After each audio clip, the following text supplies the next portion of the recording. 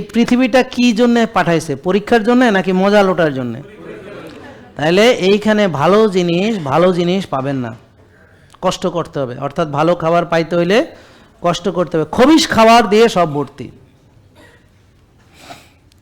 তাহলে এখন সুস্থ থাকার জন্য যা লাগবে, আপনার কি লাগবে? বাতাস লাগবে না? 4টা এলিমেন্ট, একটা হলো কি বাতাস, আর একটা হলো কি পানি, আর একটা কি মাটি, আর একটা কি আগুন। 4 এলিমেন্টস। আমরা সূর্যের আলো, যে আজকেও আমি সূর্যের আলোতে গেলাম, সূর্যের আলো, মাটিতে পা লাগানো, গ্রাউন্ডিং, হ্যাঁ সূর্যি মামা, হ্যাঁ। তারপর হচ্ছে ভালো বাতাস আর ভালো খাওয়া দরকার না আমাদের? সব কিছু ভালো, পানি লাগবে, ভালো বাতাস লাগবে, ভালো জমিন লাগবে, আর ভালো আলো লাগবে। এগুলো আমাদের বেসিক নিড। তাহলে জমি নষ্ট করা হয়েছে কেমিক্যাল ফার্টিলাইজার, পেস্টিসাইড দিয়ে। জমিতে এখন সব হেভি মেটাল। বায়ু নষ্ট করে বায়ু দূষণে ঢাকা শহর এখন চ্যাম্পিয়ন। গাছ কেটে, কোনো গাছ নেই ঢাকা শহরে, সব শেষ করে ফেলেছে। কোনো পুকুর নাই, এমনকি ডোবা নালা পর্যন্ত ভরাট করে ফেলেছে। লেক নাই, সব শেষ করে ফেলেছে, সব ধ্বংস করছে। খাবার ধ্বংস করছে, বুঝতে পারছেন? আর ঢাকা শহরের ওরা সূর্য খুঁজে পায় না, আলো কোথায় লাগাবে, ঘাস খুঁজে পায় না। এখন এরা সুস্থ থাকতে চায়, সারাদিন নষ্ট খাবার খায়, সুস্থ থাকতে চায়। ব্যায়াম করে না কিন্তু সুস্থ থাকতে চায়। রাত জাগে কিন্তু সুস্থ থাকতে চায়। নিজের যত্ন নেয় না কিন্তু সুস্থ থাকতে চায়।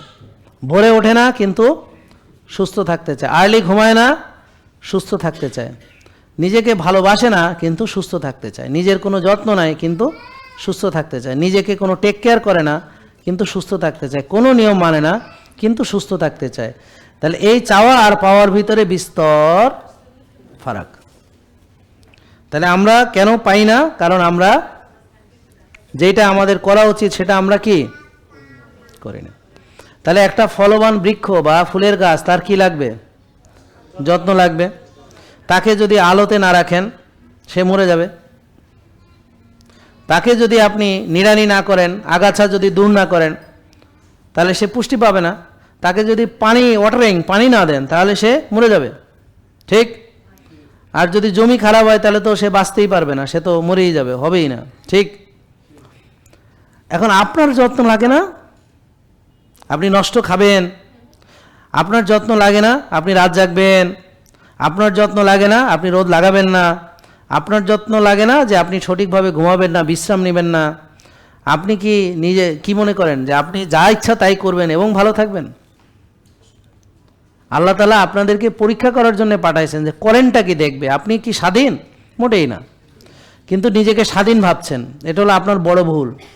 আপনার খাওয়া মানে সব কিছু আল্লাহ পবিত্র কোরআনে দিয়েছে। হালাল তেব খাওয়া, ক্ষুধা লাগলে খেতে হবে, রাসূল সাল্লাল্লাহু আলাইহি ওয়াসাল্লাম বুঝিয়েছেন। ক্ষুধা থাকতে থাকতে খাওয়া শেষ করবা, এবং আমরা কি করব? রোজাও রাখবো, আর 3 ভাগের 1 ভাগ খাবো, আর কায়িক শ্রম বা ব্যায়াম করব বা শক্তির চর্চা করব। শক্তিশালী মুমিন আল্লাহর কাছে বেশি। এবং এশার পরে ঘুমাবো, আবার রাতে উঠে তাহাজ্জুদ পড়বো, ফজর পড়বো, মসজিদে গিয়ে নামাজ পড়বো। দিনেও চাইলে একটু ন্যাপ নেওয়া যায়, রাসূল সাল্লাল্লাহু আলাইহি ওয়াসাল্লাম দুপুরের পরে একটু ন্যাপ নিতেন। তো এটা হলো ইসলামের তরিকা। জেকে লাইফস্টাইল লিমিটেড, ওষুধ মুক্ত সুস্থ জীবন।